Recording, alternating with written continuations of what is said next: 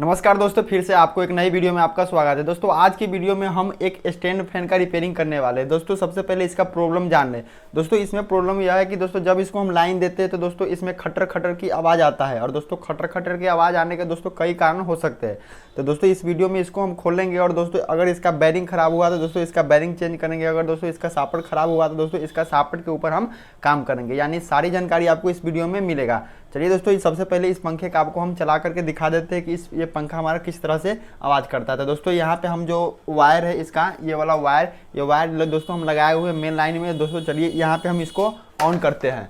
तो दोस्तों यहाँ पे हम ऑन कर दिए। आप देख सकते हैं होंगे कि दोस्तों ये हमारा स्टार्टिंग में किस प्रकार से आवाज़ आता है। यानी कि जब हम इसको स्टार्ट करते थे हमारा खटर खटर के आवाज़ आता है, बाद में ये ठीक हो जाता है। लेकिन दोस्तों ये बहुत ही प्रॉब्लम करता है।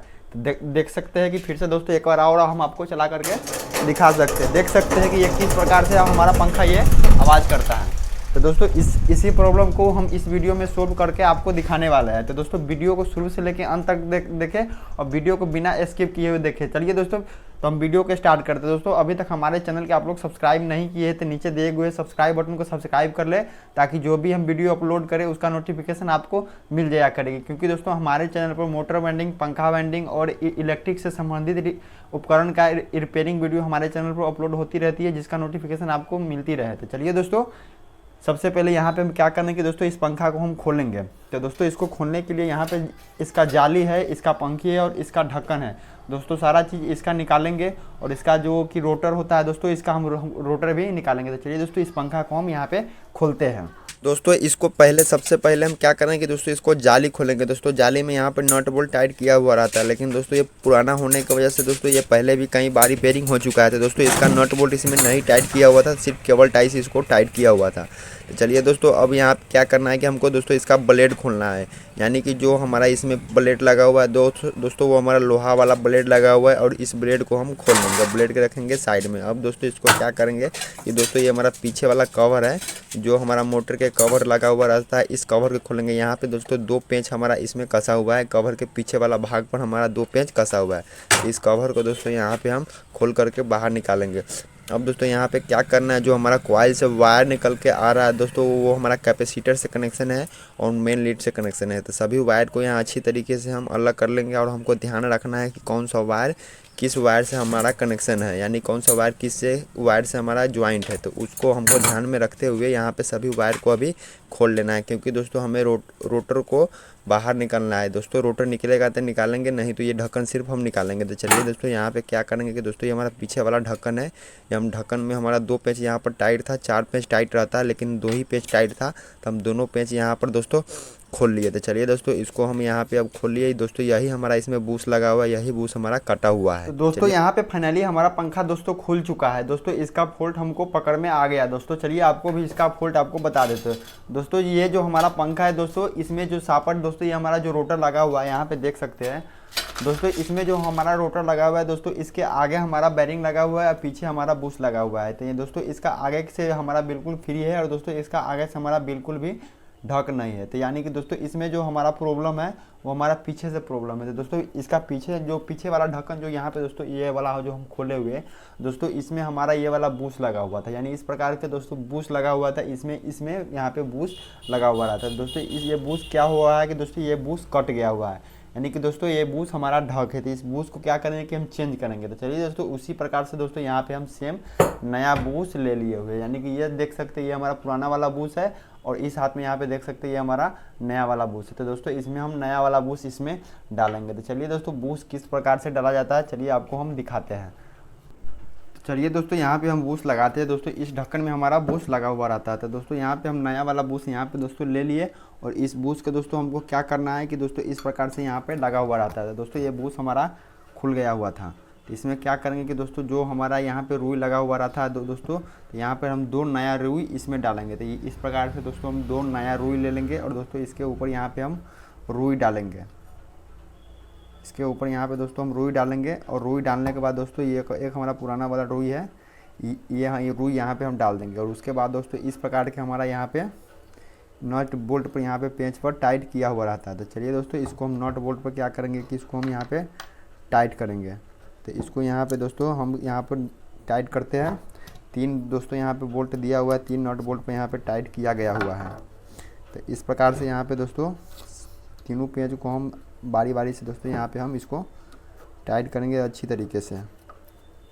इस प्रकार से दोस्तों हमको टाइट करना है।